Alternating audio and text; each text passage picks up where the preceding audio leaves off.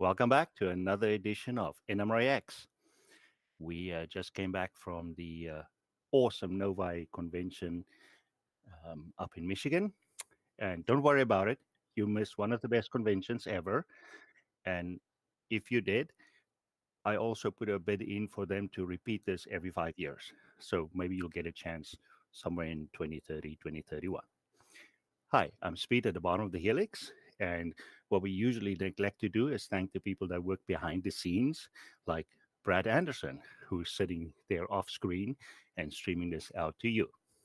So, without further ado, our current presenter, next presenter, is the Secretary of the Northern Colorado Division in the Rocky Mountain region.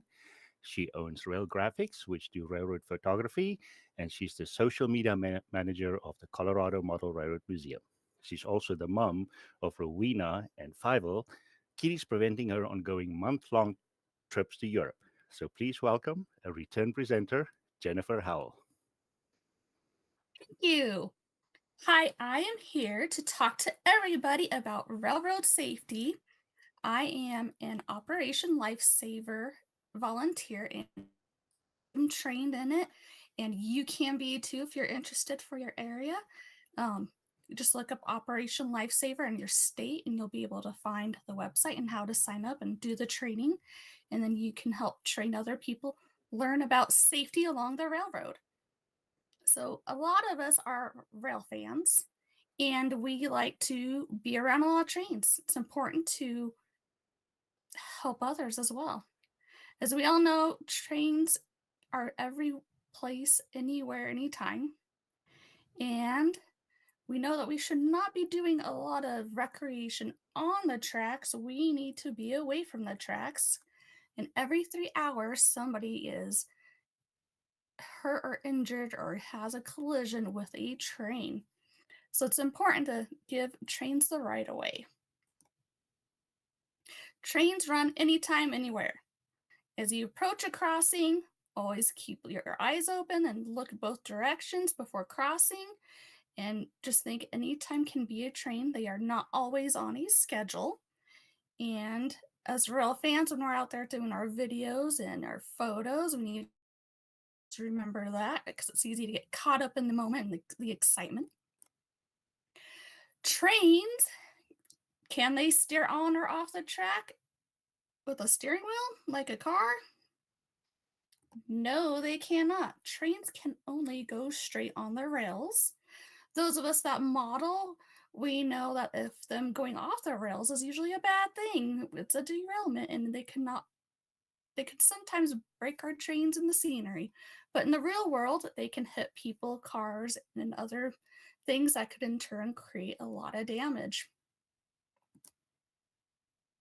So here we are going to see a visual on how long does it take different vehicles and modes of transportation to stop. So then at the end of this little visual, it will show a couple types of trains. So your regular vehicle, if once it tries to stop, it takes approximately 200 feet, give or take a little distance depending on speed and weight and road conditions and all that. Here comes our next one. Our next one's a school bus. Our school bus can take around 230 feet, so our stopping distance is becoming longer and longer. Next one is a tractor trailer at around 300 feet. So it's taken quite a bit of distance for any of these things to stop. Here comes a passenger train. That one's going to take at least 600. Again, depending on the length of the train, weight, their speed, and such, it could be a shorter or longer distance.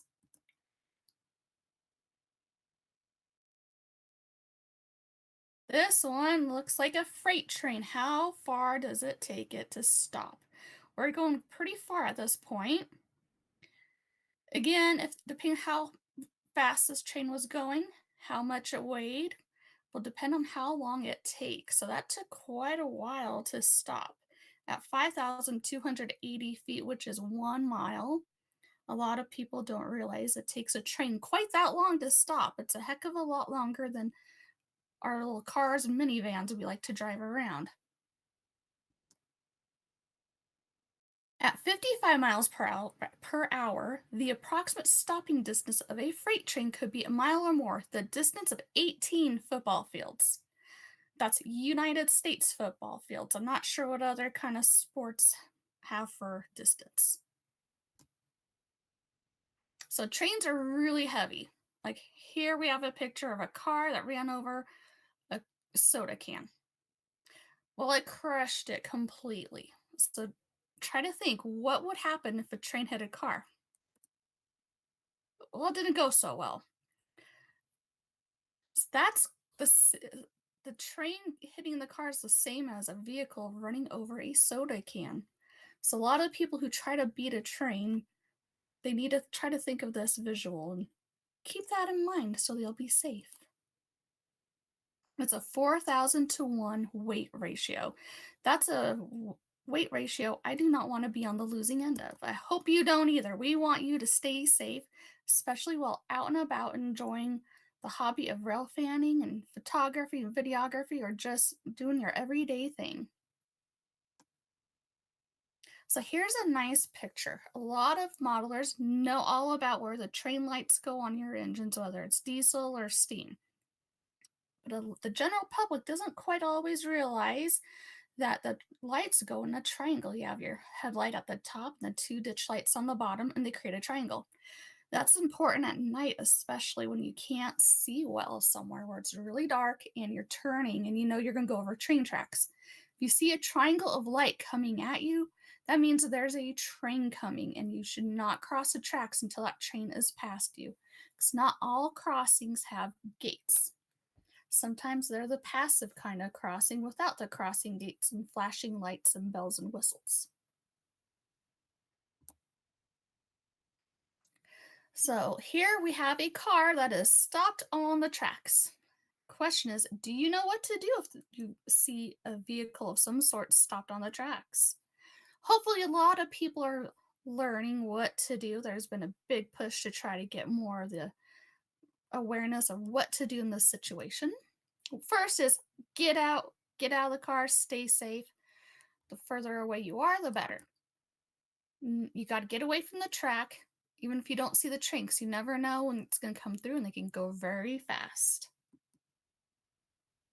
3 is locate that blue and white emergency notification system sign and call the number provided. So the phone number will take you directly to that railroad's dispatch. And then underneath the phone number is the crossing number. That will tell the dispatcher what railroad crossing has a stopped vehicle, and they can let the engineer know on the train, and hopefully they'll be able to stop and not have any kind of a collision and keep everyone safe. But you got to call that sign first. So if there is a train approaching, what do? You run towards the train, but away from the tracks at a 45-degree angle. It sounds a wee bit counterintuitive, but there's reasoning in that. If you run in the same direction as the train is traveling, you can be hit or injured by the flying debris when the train collides with the car. If you run away from it, you will likely not be hit by the debris because the train is pushing the car away from you and you're running away.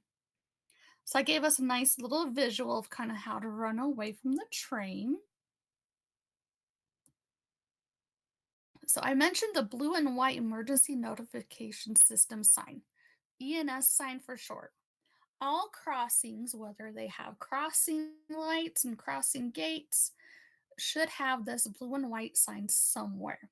So make sure you know what it is and what to look for. And if you're around others who may not know as much about trains as you do, maybe start teaching them what that sign is for, especially when you have little kids who are growing up and they could help tell other adults if they're in a car with them or even new drivers. So you always look for the sign and you look for the phone number and the crossing number, which here it's highlighted in that red color. So the crossing number will be different at every crossing. And if you cannot, for some reason, find that sign, call 911 and let them know what intersection you're at. And hopefully they'll be able to have that phone number for the railroad on hand. So now we are talking about a different type of crossing that does not have the bells and whistles and the crossing gate. These are the passive crossings, and these can all look a little bit different. So, what happens when you approach a passive crossing? You may see a sign just like this that is round with the yellow advance warning sign to let you know there's train tracks ahead. Down on the street, you may see something painted on the ground letting you know as a driver that there's a railroad crossing coming up. And you'll see the double yellow painted line so that you should not pass other cars around the railroad crossing. That is very unsafe because your vision could be blocked by the vehicle in front of you, and you may not see that there's a train coming, and you may not be able to react quickly enough. So it's another good thing to try to let new drivers and people who don't know a lot about railroads know about all that. Passive crossing does not have flashing lights or the automatic gates that come down. They do have a crossbuck sign, which is required at all railroad crossings. It means to yield the right of way to the train. A painted line identifies a safe place to stop when a train is approaching. There isn't a line. Stop no closer than 15 feet and no farther than 50 feet from the closest rail. So if there's no line painted or it's worn out, just kind of do your best to guess where a safe spot would be to stop. Active crossing warning devices. So luckily, these tell us a lot about what to expect at the track, and it can help you out as a driver and stay safe and keep your passengers safe as well. Flashing red lights will warn of an approaching train and must be treated just like a stop sign. At crossings with flashing lights and no gates, you must stop. Not a rolling stop, a full on stop. Proceed only when it is safe to do so. State laws may vary on some of this information. And trains will always have the right of way. And just remember, I took them in those visuals earlier, about a mile or so to stop. Driving around the gate is not a good idea. Gates and flashing lights close the road temporarily when the train's approaching. And once the gates go up is the only time it is safe to ever cross one of those crossings. So on this one, you could see the crossing buck says 2 tracks. So that means there's 2 train tracks there. And this guy did not make a very good choice by doing that. He almost got hit by that train. So trains could be going both directions on the sets of tracks. It's always good to make sure those gates are up. Multiple tracks equal multiple trains. So check the crossbuck to see how many tracks are. This one says 2. So you can't always see on the ground how many there are. So it's always good to go by the crossbuck.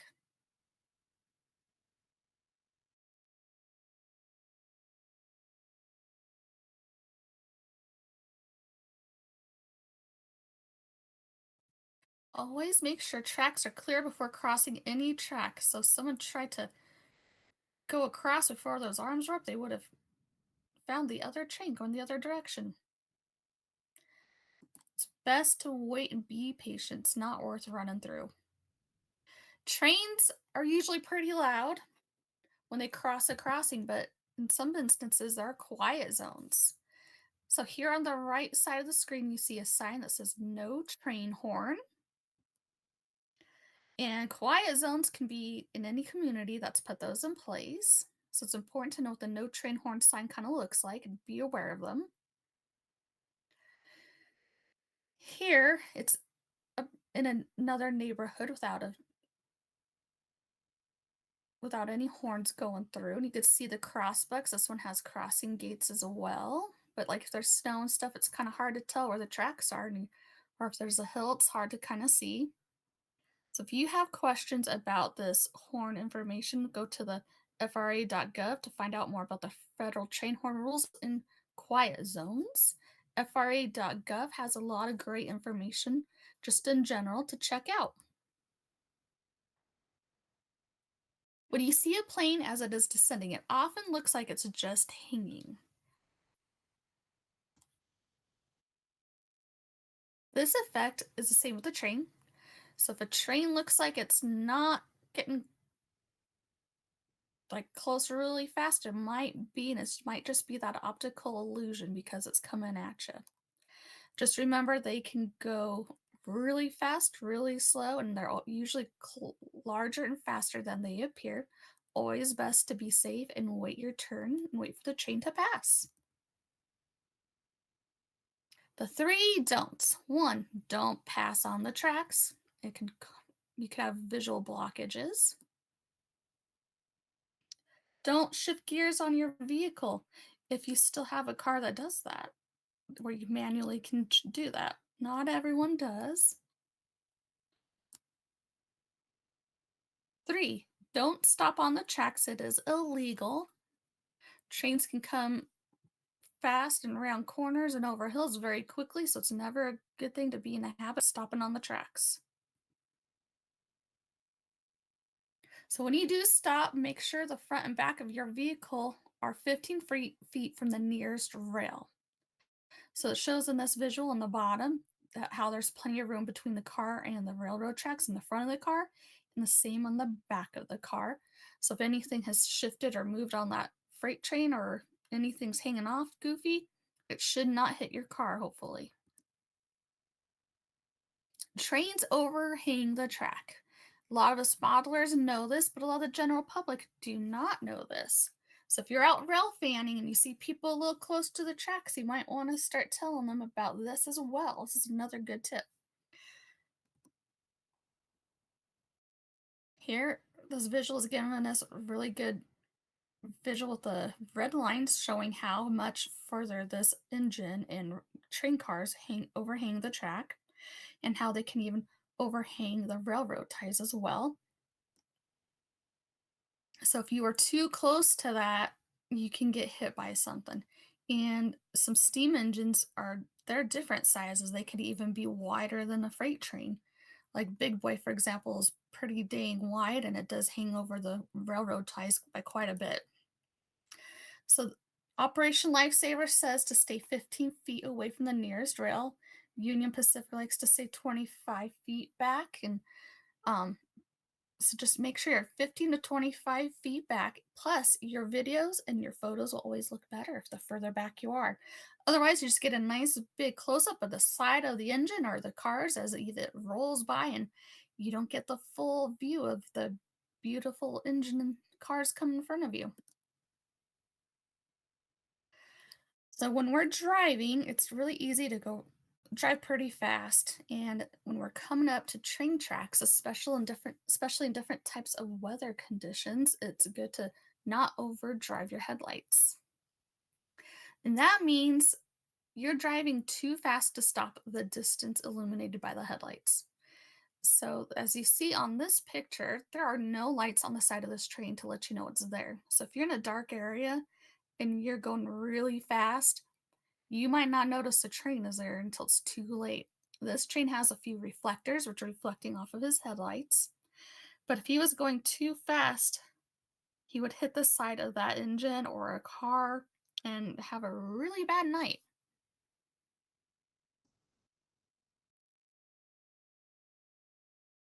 So make sure you're watching for all your signs that may be posted.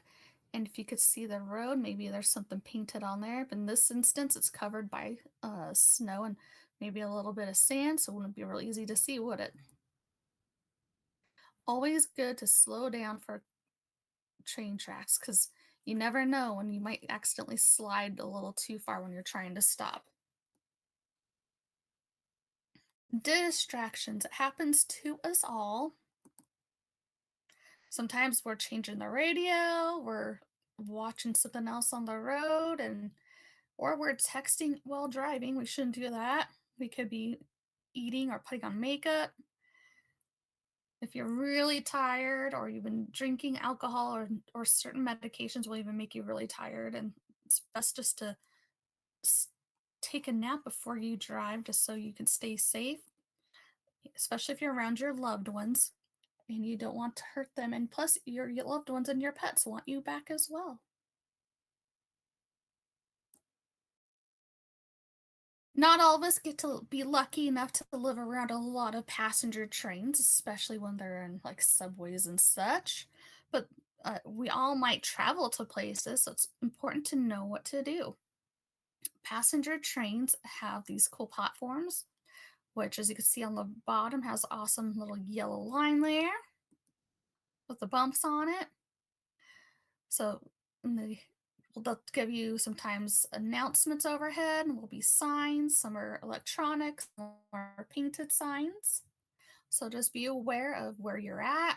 Keep an eye open for these signs. Don't have your head looking down at your phone while walking. Be aware of your surroundings. You want to stay behind that yellow line for safety. Being right up on it's not going to make that train come any quicker. If anything else, it might hurt somebody, make everybody delayed.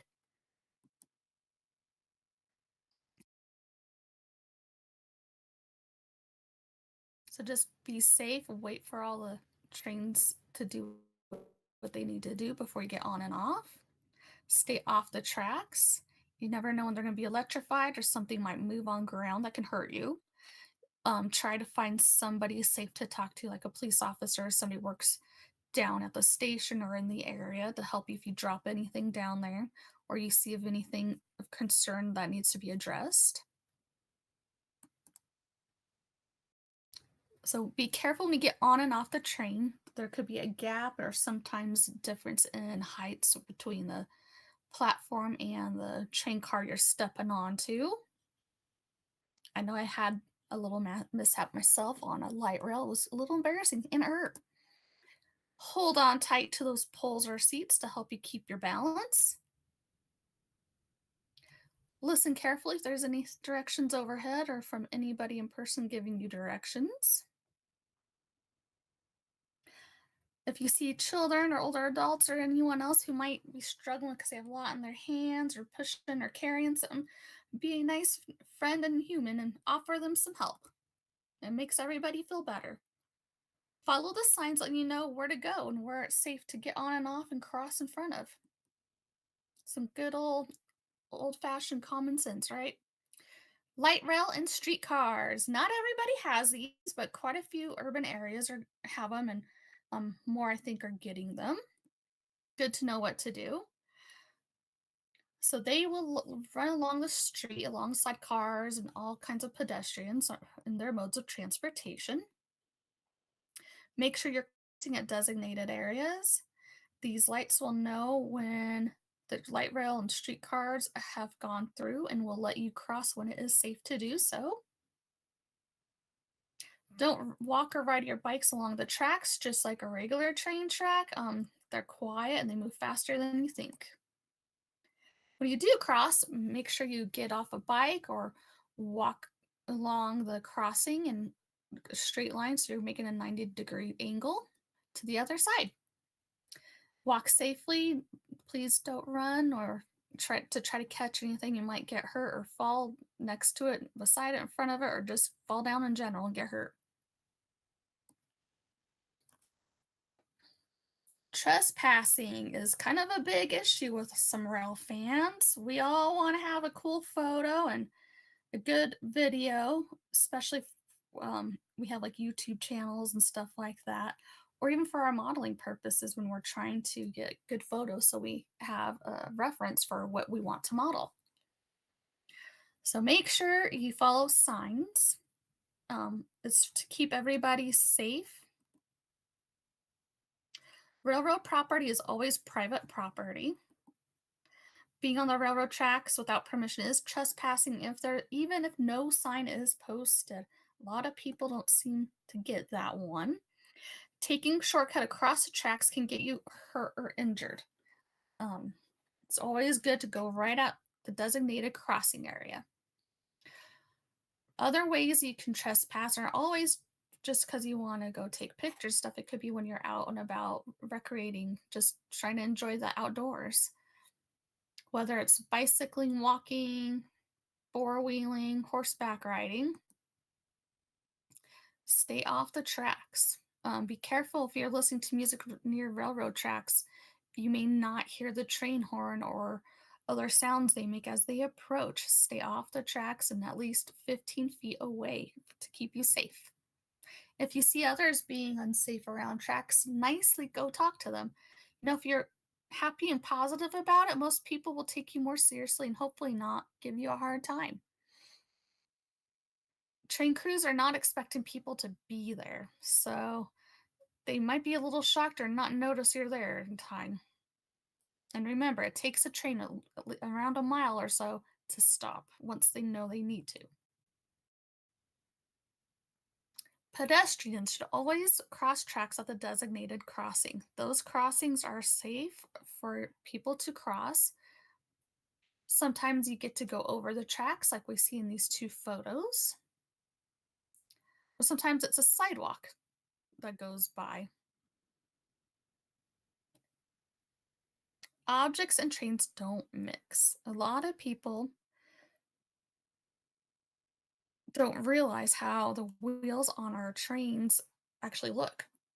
Those of us that model, we know from dealing with the wheels on our models that they are not flat on the tracks, that they're at a bit of an angle. And that hitting an object can cause a very unsafe incident. Trains can derail, objects can go flying and become a projectile towards people. Tunnels, bridges, and trestles do look awfully inviting for people who want to go for a little walk, but they are not safe to be on. They are not a designated area to cross. So make sure you're following all rules around them because it is trespassing. And they are not equipped, as we could see with this tunnel and the bridge here, that there's not like a separate walkway for pedestrians. There's not a lot of room. So if something on that train and that tunnel had shifted on the load, it could easily hit somebody who's trying to be up against a wall or something. And that bridge does not have enough room for a human to be on along with the train.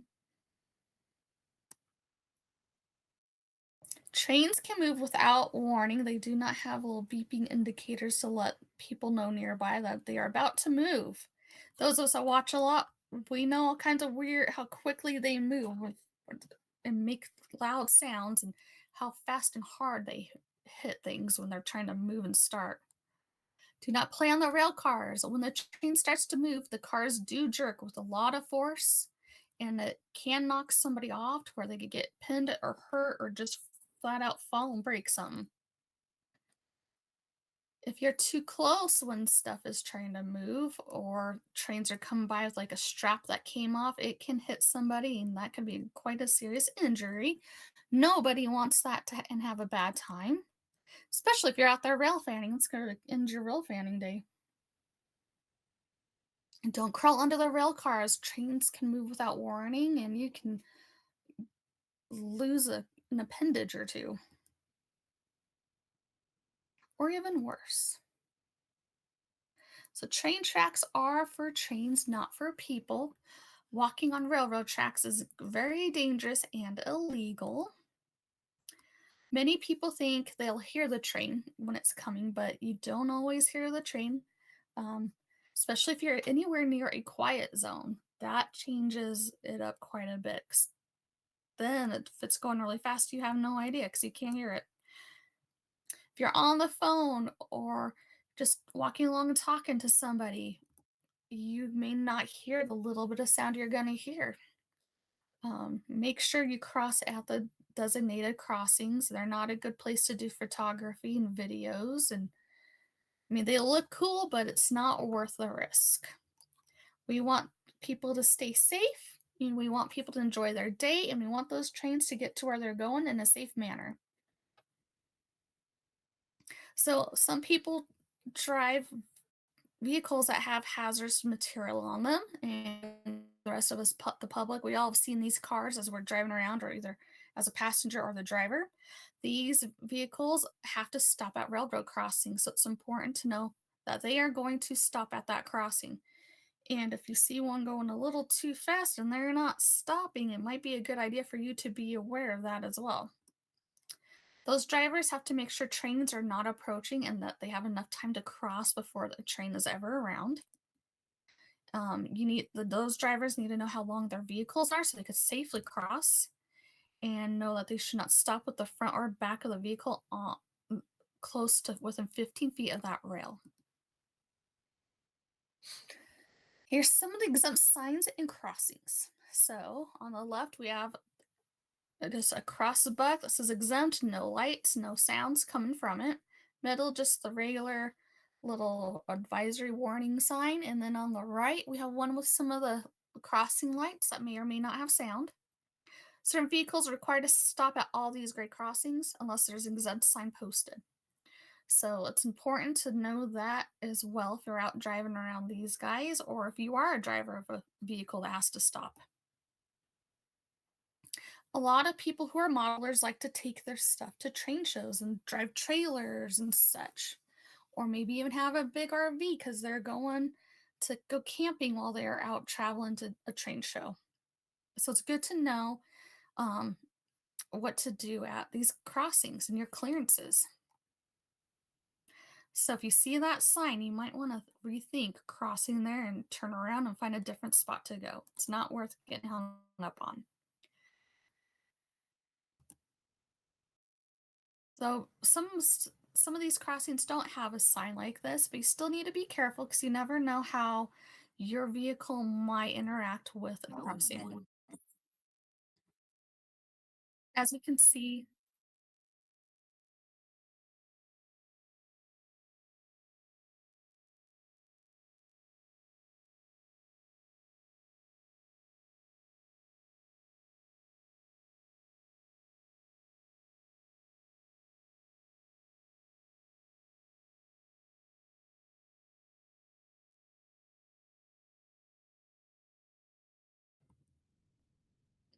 so that was a good little visual of kind of what could happen.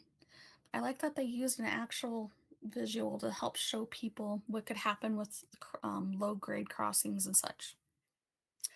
Electric trains, not everywhere has them, but it's good to still know because people do go travel. Um, these trains can go really fast. Never climb anywhere near the train or touch the overhead network. Gonna have a bad time. The rail carries a high voltage underneath, and that's how the train gets their power. So don't be anywhere near that. Trains and car collisions. At the beginning of this presentation, it talked about every 3 hours there's a collision of some sort. And here we go. These two construction workers were running late for work. They approached a properly operating railroad crossing with the gates are down. It's working good, just like we all see. Well, they decided that they waited for the train to pass. Well, the crossing gates weren't going up fast enough. So they drove around the gate and they were struck by another train that was oncoming on the other side of the tracks because they did not see it. Never drive around those lowered gates. They are there for our safety and everybody in the vicinity safety. So make sure you help let other people know if you see them trying to do that, that's not a good idea, that there could be trains on the other side coming through. That's what those crossbucks will tell you if there's 2 tracks, 3 tracks, or 1 track. So collisions between tractor trailers and trains can cause some pretty severe damage, as we can see here in this this picture. That cab is torn up, and that train is not very torn up now, is it? That front engine is still standing tall, so the cab got the worst damage. This truck was shoved a great distance from the crossing. Again, it could once that engineer sees there's something they need to stop for and they start hitting what they need to hit to stop, it could take a mile, 5,280 feet to stop, sometimes even longer, depending on how heavy the train is. They can get hit, tractor trailers get hit because the driver might not look to see the train. They might be trying to thinking like, "Oh, I could go fast enough to beat it," or they could maybe be distracted looking at something else on the road, like a sign down the road. Or even the low clearance could have hooked up their load and caused them to stop. The road that parallels track.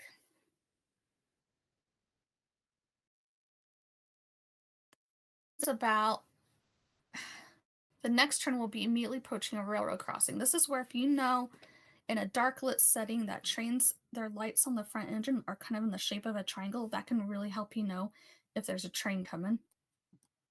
Drivers should slow down and make that turn with a lot of caution, looking before they're on the track to see if there's anything coming, looking for that triangle of lights in the dark.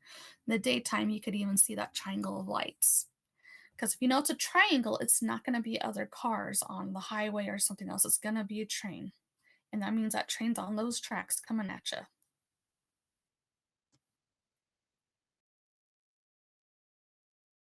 The little red dot is kind of showing what we should do when we approach tracks from this kind of crossing. So farm machinery, we all see them around on the roads. And if you drive farm machines and equipment, it's good to know what to do. Make sure you're going at the approved crossings because those will have been built to try to make sure clearance is not a huge issue for a lot of things. That can still be an issue, but it's better than when there's no crossing. And large equipment can take a long time to clear the tracks compared to a small little car or a minivan. So if you're driving one of these, make sure you give yourself time to cross. And if you're driving behind one, never pass them at the crossing. Never try to beat that train across. It is better to always just be patient and sit, even if it takes 8 minutes, 10 minutes for the train to pass. It's better to be safe than sorry. Combines, sprayers, and other huge equipment are really big and but not as big as a 12 million pound train. The train will still win over a combine. So if you get stuck, get out of your equipment, your vehicle, whatever it is, find that blue ENS sign we heard about earlier. Call the phone number, and if you can't find that, call 911 and get away from the crossing. Slow down as you approach every crossing. It'll give you time to look and make sure nothing's coming.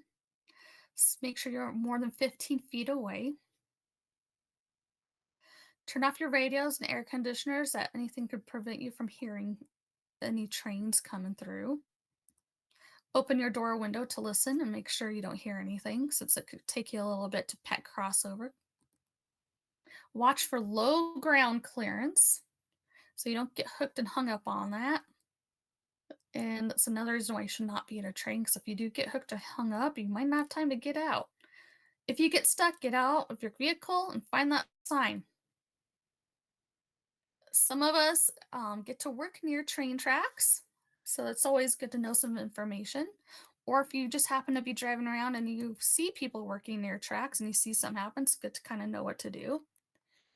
So if you're working near a track, make sure you let the railroad know before you begin that work so their dispatchers can possibly reroute traffic around you.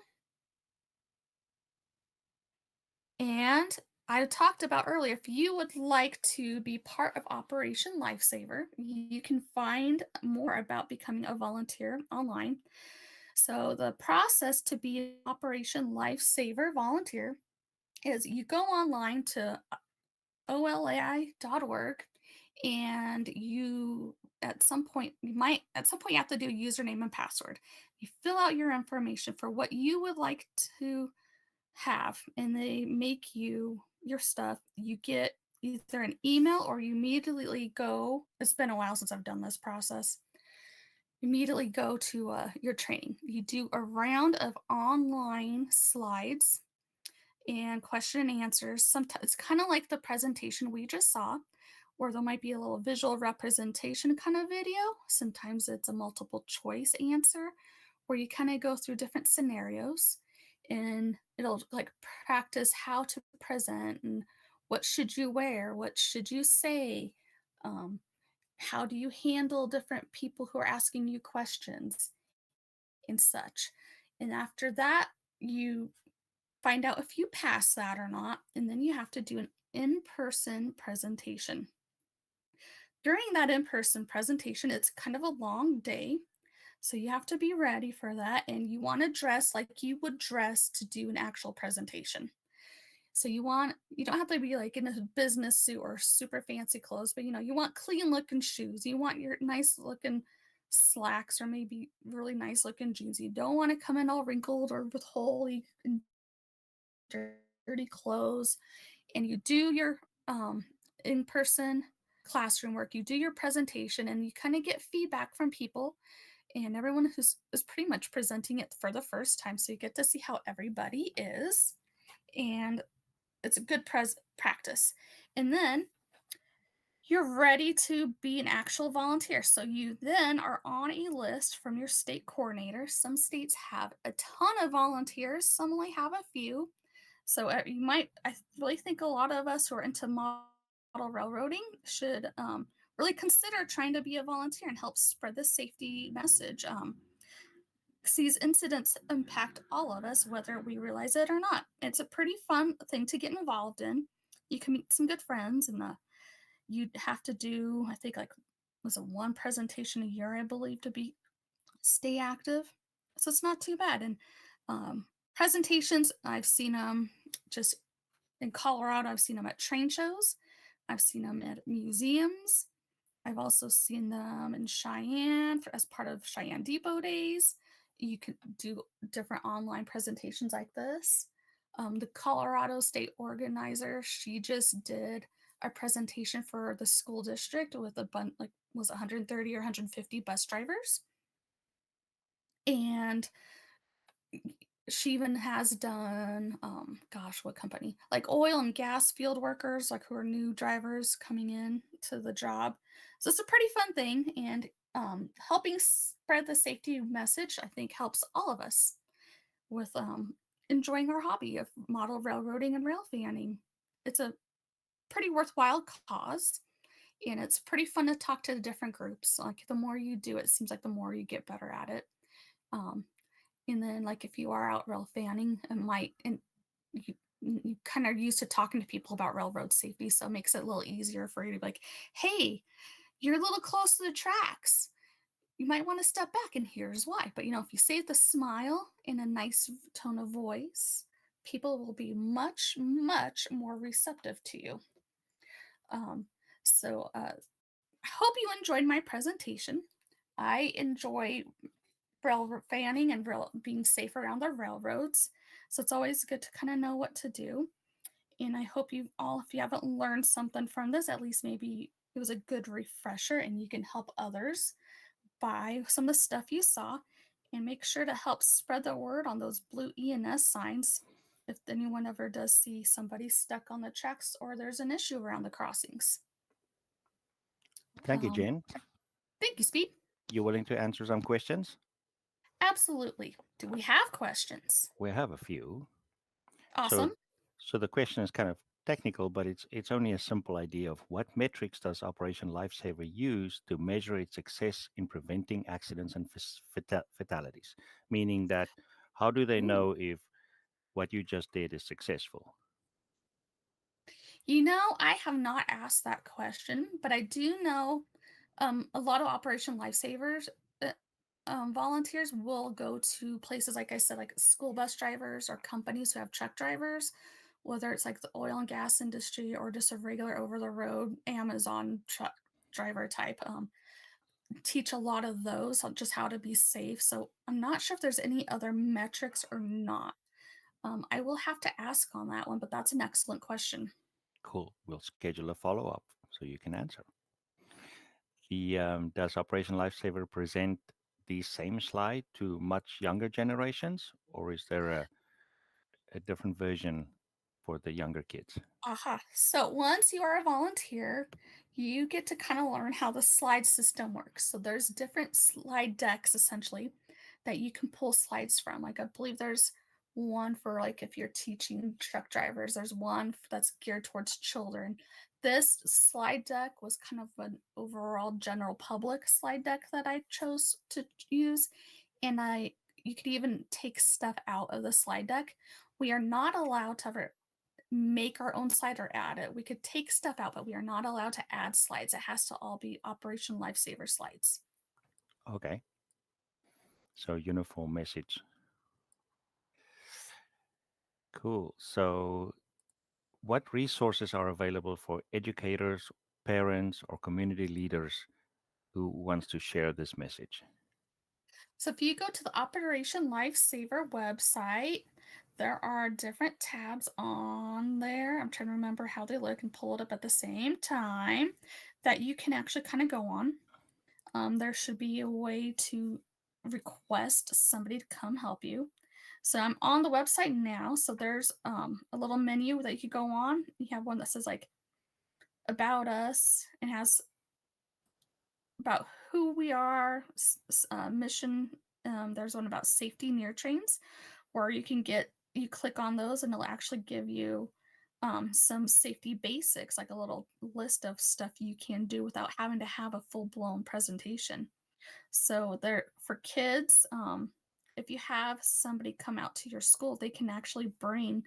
Sometimes they'll have little coloring books and little trinket kind of things to as little giveaways and such. Cool.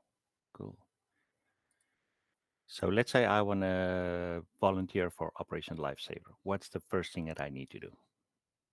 If you want to volunteer for Operation Lifesaver, you go on to oli.org and you click on that little menu, 3 lines. You're going to scroll down. You're going to see something that says volunteer. You click on that. It gives you a little spiel about it, and then it has view complete the OLAV online application. So that will take you to the application process, and directly under that also has a link for the state coordinator if you have more questions. So once you get to the volunteer application, it has all the little blank boxes you have to fill in, and you fill those in, and you submit your application, and then it kind of goes from there. Cool.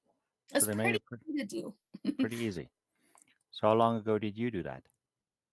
Ooh, well, I originally did in 2022 for the online portion. So the first half is all online, and the second half is the 1 day in person class. And they even gave us lunch for the 1 day in person. But with it being COVID in 2020, I had to wait quite a while. And then there were a few times where they had some classes where I couldn't go to for the in person. So it took me a couple years to actually get my in person training in. But I just had a really wacky schedule, so that was kind of why. But most people, they could get it done much more quickly than I did because it was COVID and just a weird time of life, right? And then how often are you willing to give a presentation like this? Well, you get to kind of choose when. So your state organ coordinator will send out emails when they need somebody. Like I saw one that had like this big like spreadsheet. Here's what we have that we need filled, and if you want to do it, you contact your state coordinator, and that individual will kind of fill you into the slot, and then you can also ask some questions on anything you need to do for it. But once you do it a time or two, you get pretty used to what you need to do. Cool. And do you ever get to meet all the other volunteers? Is there like retraining or a yearly Not picnic? that I've had to do myself. I don't know if there's a retraining or like a or not. I know the state coordinators have like some stuff they do every now and then because they have a lot more responsibility than we do. Like we have it pretty easy. We just sign into the website, log in what day, how long we did a presentation for, choose what slides we want, and we go to where we need to go. And it's pretty simple. Whereas the coordinators, they do a lot more stuff. Cool. Okay, now for a Oh, few technical questions. You okay, mentioned hopefully not. how many how many crossing accidents per year? You mentioned how many hours between every accident? Yes. Approximately 3 hours between every 3 hours there's some sort of a collision. So 365 days divided by times 24 hours divided by 3. I'm not that quick. Do you know if any of this is had been shared across the globe to other countries? Because Oh, I'm not we have sure. members all across the planet, right? So There might be. I'm not sure, but it would be worthwhile checking to see if there is something. Operation Lifesaver here has a lot of stuff on their social media that anybody can look at and share as well. So if someone is in another country and they don't have something to help them with their railroad safety, they could easily just go to the Operation Lifesaver on Facebook or Instagram or somewhere and share what they've put out. yeah, so we just need to tell Brad when those booms come down, you don't have to look left or right first. You just have to That's stop. right. Okay, there's no looking left or right because you're in the other part of the world. Exactly. Look at him smiling. The so here's the last two. Should we put coins on the tracks to get them smashed? No, those can become projectiles. But it's only a Um, tiny coin. It's but only a the way the penny. wheels, no, the wheels are not flat. They kind of are up a little and it goes, pshoo, shoots out. But it doesn't happen every time. But when you see a train that has ran over coins, they're usually scattered off somewhere and you have to go hunt for them. So they can go and hit people and objects and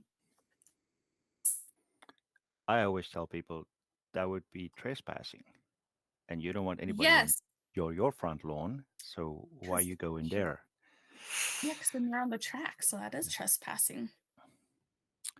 Okay, so last question, and I guess it's probably the most important one. What should someone do if their vehicle becomes stuck on the railroad tracks?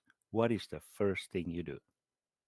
You stop and get out of your vehicle, and then you take your handy dandy phone and you go find that blue and white emergency notification sign and call the railroad dispatch number that's on there.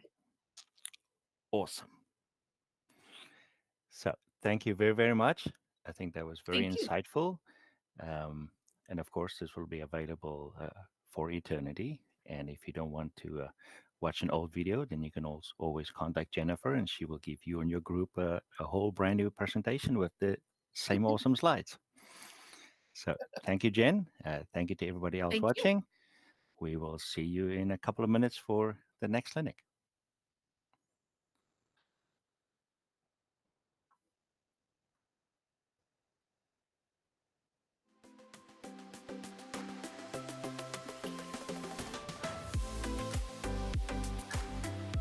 Brad, why are you doing this?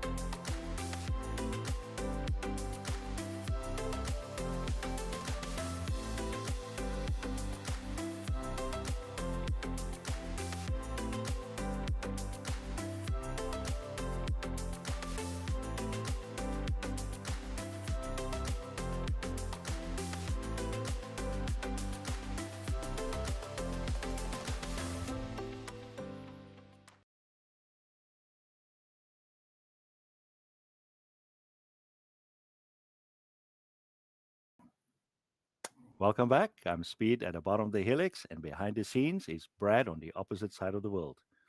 Opposite, maybe plus an ocean. Thank you, Brad. We just came back from Novi, and if you've missed out, don't worry. I requested that they repeat that convention for you in another 5 years. So 2030, 2031, maybe. Oh, wait.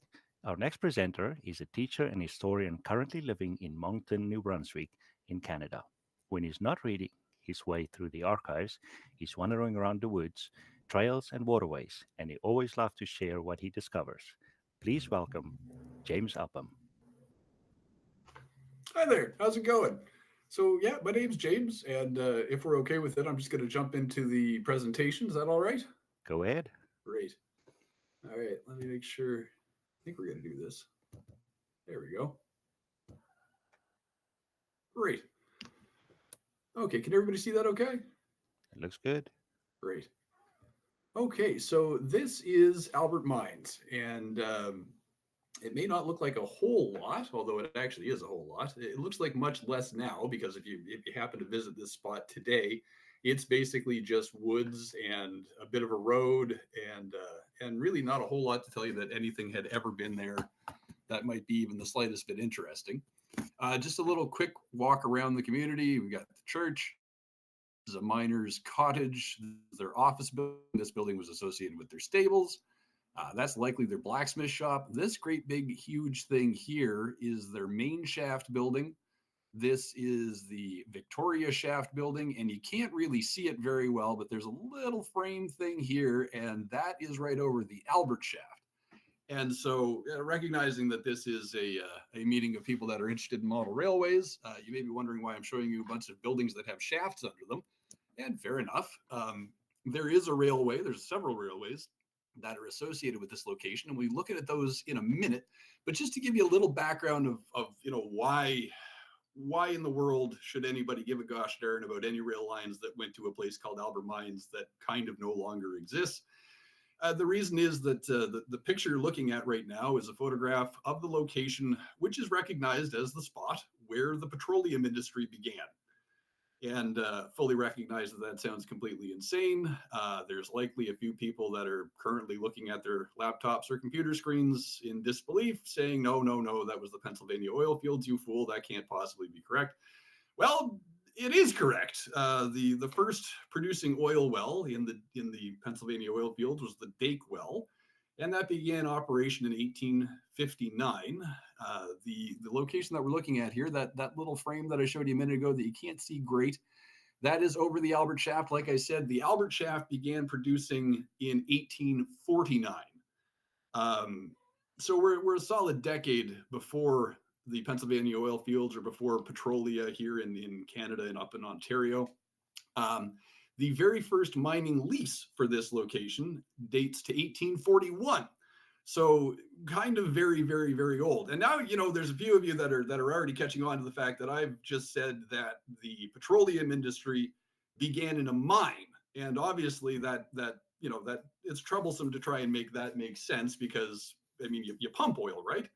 And well, no, actually, not always. And the material that got it all kicked off is this stuff. So this shiny, odd-looking, lustrous, rock-looking thing is a solid form of oil. It's rare. It's not completely unique to this area. There are other similar things that are around, but this specific stuff is what's known as albertite. It's called albertite because it's found in Albert County, New Brunswick. Lesser degrees in other areas around New Brunswick where I live. But albertite itself, the main source of it was the Albert Mines. It was mined there for about 30 years. And I've got a cup full of it on my desk here right now. I'll happily show it to you. It's a beautiful material. It's lustrous. It's cool looking and everything. It's basically solid petroleum. It feels almost plasticky. It's not plastic, but it's made of the same stuff as plastic. And, bizarrely enough, this location, the place in this picture, if you've ever used anything made out of plastic, if you've ever used anything that was made out of a hydrocarbon, if you've ever driven a gasoline or diesel powered car, if you've done most things that most people do on regular bases these days and have for several generations, that starts here, which is nuts. The reason that starts there is this guy. So the person in this picture on this stamp is a fellow by the name of Abraham Gesner. And Gesner is holding a kerosene lamp and a vial of well, it's supposed to be kerosene. Gesner invented kerosene. He was a Nova Scotian. He was living and working in St. John, New Brunswick at the time. Gesner is a very, very, very complex individual, and we could sit here and talk about Gesner all day quite easily. We're not going to, thank goodness, because we've got other stuff to look at. But if you've ever used kerosene or seen a kerosene lamp, kerosene exists because, well, almost certainly Gesner invented it. It possibly may have stolen it from another person, but the patents are in Gesner's name, and Gesner actually does have a pretty solid lineage of working on the material. And also, Gesner was the provincial geologist of New Brunswick at the time that albertite was discovered, and he's actually the geologist that discovered it. He didn't know what it was at first. That's one of the weirder things about this is, you know, oil is something that people are very familiar with now, and they weren't prior to kerosene. It was known that there were these, you know, there's these seeps that have this weird blackish kind of material coming out of it. Nobody really knew what it was. Nobody did anything with it. There wasn't anything really to do with it. And when Gesner discovered albertite, he was certainly not the first person to ever find it. He was brought there by others, but he was the first scientist to scientifically describe the stuff. And then he went and noodled around with it and invented the stuff that actually Gesner named kerosene. The word kerosene came out of Gesner's brain, unless he also borrowed that from somebody else too, but that's a whole other conversation. Gesner's a complex character, and you know, as a lot of people have discovered with oil over the years, a lot of people wanted to get their hands on it. Albertite really kind of set the stage for that. The location where albertite is found or was found had a number of different organizations trying to get a hold of it. Gesner recognized, obviously, that it was going to be very valuable. A number of other groups of people also recognized that it was going to be very valuable, and that led to a series of completely insane trials. This is the frontispiece to the judge's notes from the 1852 trial, which was the first really big trial where people got into a fairly massive fight. There was actually an armed standoff over, I shouldn't laugh, but there actually was. It was a pretty major to do. The trial that this document comes from was massive. Scientists were brought in from the United Kingdom, from around what's now Canada, and as well as from what's now the United States. It was an enormous to do. The fight over the land actually got so extraordinarily out of hand that it got all the way to Queen Victoria personally. I do recognize that there are a number of United States citizens in the audience today, and just so you're aware, the aristocracy, the monarchy, doesn't usually get personally involved in land disputes, kind of ever, of this nature anyway. And this actually did go all the way to Victoria. And so you may now be somewhat interested, but also kind of wondering what the heck this has to do with railways, and fair enough. I've been researching Albert Mines for years and years and years now. It's the kind of place that just kind of keeps on giving. Every time I think I've found out basically all there is to learn, I find out there's just massive amounts more to it. It's been an unbelievably rewarding process. But I also just love research. And in the process of researching this, I've come across a lot of documents like this one. This is a newspaper clipping, one of a number that I've been through over the years. And this one is very, very similar to a lot of other newspaper clippings that were, the trial was massive news, not just in New Brunswick, it was further afield, but in New Brunswick, it was a really big deal. Different papers had different opinions on things, different media outlets, same as we get today, have different points of view, different axes to grind. And this is one of many articles in a variety of papers from New Brunswick about the trial. And so, you know, the Supreme Court for this county, it was opened at Hopewell Cape Tuesday last, blah, blah, blah, blah, blah, blah. And it keeps on going too, because of course it does. Look at it. Just blah, blah, blah, the principal causes are tried before the court. The plaintiff was the dispute between the Albert Coal Company and Dr. Gesner and da-da-da-da-da-da. And so often, like it's so often the case with these little research projects I get into, you know, it's so easy to just be like, whatever, and just not read the whole thing. But then you look way down at the bottom of it, At the very end of the article, you see this? A railway 5 miles long from the mines to the wharf at Hillsborough has been laid down and coal wagons passed along it on Monday last for the first time. We believe this is the first railway in actual operation in this province. Now, from an historian, just a general historian's perspective, that's very exciting. It's also quite possibly, let's call it arguable. So the railway that we're talking about here was almost certainly wooden railed and pulled by horses. So we're not talking about like Thrivithick or you know, Stephenson's rocket, although I mean obviously the development of steam and rail are you know, intrinsically linked with coal mining and with, you know, similar kind of endeavors. We're not looking at that here. This was a wooden railway. It's also referred to as a tramway. We have later references to earlier tramways that were being used for logging, also in the gypsum industry. My own family has a family tradition of having built a railway, again, a wooden, you know, wooden railed, horse-drawn railway for logging at our homestead, you know, quite a ways from here. So, you know, claiming that this is the first railway in New Brunswick's history to be in operation is a sticky bit of a wicket. Having said that, though, the first chartered railway in New Brunswick wasn't actually started for years after it was chartered, and the first actual railway to get into operation in New Brunswick was actually not long after this. And by that I mean like actual, like, you know, metal rails and a steam locomotive pulling the train.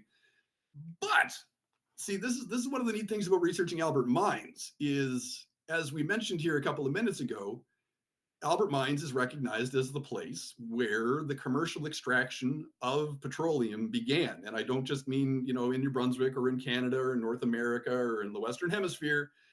This is recognized as a place where people began extracting large volumes of petroleum out of the ground and taking it to do stuff with. And that began there. And given that that's the case, this is a record of the first time that people transported petroleum by rail. And if you're curious what the date for that would be, it's Monday, July the 19th, 1852. Myself, I found that very exciting. I may be the only person listening to this that does, but if you've ever found yourself at a level crossing, watching oil cars go flying past you on rail lines, and I know they carry other liquids as well, but we just call them oil cars typically because we do. That's where that started. The great granddaddy of all of those oil cars was in operation, or granddaddies, I guess, of all of those oil cars were in operation as of Monday, July the 19th, 1852. Nearly went out there for the anniversary this year, ended up had other stuff on the go. I might try to make it out there for an upcoming anniversary, but anyway, that's just one of the many little, well, things that you find while you go digging around in this stuff. I find it absolutely fascinating. A little map of the mine and the railway that's associated with it. So this is from the Walling map. If anybody wants to look up, Walling maps are fascinating because they show you where everything was in a given area if you're lucky enough to have a Walling map of it. All these little squigglies that you see along here, these are people's names. This is based off the census of 1861. It was published in 1862. This shows you where everybody lived in the province. In this specific map is for Albert County and Westmoreland County, New Brunswick. There are others for other places, but all these little things, there's a Baptist church, there's a sawmill, somebody named Hugh Steeves, and here we have a thing that says Albert Coal Mines. Now, there was some rather significant argument over whether or not the material being mined at Albert Mines was coal or something else. When this map was made and when the Albert Mining Company was beginning its operations out there, when Gesner identified it originally as what's called channel coal. It's not, but that actually came around to kind of bite him in the butt when the trials started, because Gesner was trying to argue that it was not coal. It was actually what he was calling asphaltum, or what Gesner was calling asphaltum. The other side were kind of arguing, no, it's actually just a form of coal. We already have the mining lease, go away. The Albert Mining Company spent most of the 1850s engaged in just bucket loads of litigation. There was just tons and tons of fights, not just that first trial. Anyway, long story short, I find it interesting too that when this industry began, they really didn't know what it was. actually, so 62, by 62, liquid oil, like the stuff that comes out of Pennsylvania, was becoming more common. In Abraham Gesner's last book, he wrote fairly voluminously. In Gesner's last book, which was published in 1862, Gesner mentions that these new liquid oils that are coming out of places like Pennsylvania might be kind of interesting. They might be a thing moving forward. We should keep our eyes on this. And as it turns out, he was right. But Gesner had been riding that particular pony at that point for like over 2 decades. So that's just what was going on at that point. Again, this map dates to 1861, published in 62. We have the rail line noodling its way down here and coming out to this wharf. It says Coal Wharf. You can't quite, well, maybe you can see it. I don't know. It depends on the resolution on your screen. This whole network over here was for a completely different operation. That was for a gypsum operation. They had their own wharf up here. But this rail line here predates this one over here by, actually, this one was built the year before this one was chartered. And we'll take another look at the same rail line, although I know this looks like just a big old smorgasbord of squiggles and lines and nonsense. So we're going to zoom in on it a bit here, and just to try and localize things, we've got a road that's running right here. If you can see it going through like that, that road is actually still there at present. You might see it says shaft. That's the main shaft. The shaft, that's the Victoria shaft. Shaft, that's the Victoria shaft. Later on, they dug another shaft over here. They actually dug quite a few of them. This is known as the Eastern Shaft. But what we're really interested in, you can barely make it out here. You see how it says tramway? And we've got this little thing that goes noodling along like this, and it goes on out here, crosses this line. This is the main railway line that was built way later. So this railway line here, as we just saw, was in operation by 1852. This wasn't built until the late 1870s. So this was going as its own thing for about 20 years. This rail line, the main rail line, actually shares a significant amount of the bed from this tramway.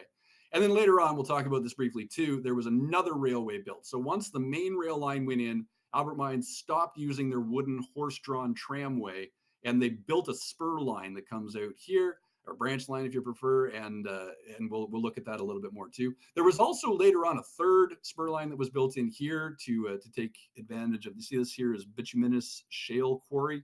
People have been trying to mine shale at Albert Mines for generations. They basically stopped in the 70s because the shale that's out there is very poor quality. There's practically no actual energy content to it. Most of that wound up in the albertite. Albertite has an energy density that is hard to believe. It's more energy dense than light sweet crude. I've never tested this myself, but I've been told that if you put it and try to burn it in a cast iron stove, it'll melt through the stove. And I've heard that from a number of sources over the years. So again, not a thing I've tried, but yeah, so this map is a hand-drawn maps from 1908. It's not the best quality, but it tells us a lot. I mean, it shows us the location of a lot of houses that we didn't know that were there prior to this. It also gives us the locations of the rail lines. This is a picture I took a couple of years ago. We had a really dry summer. This is crib work bases for basically the ballast for the tramway. Big chunks of it are still there and in really good shape. This part is washed out pretty good. And when the water's low like this, you can still see chunks of timber that have been in the ground since the early 1850s.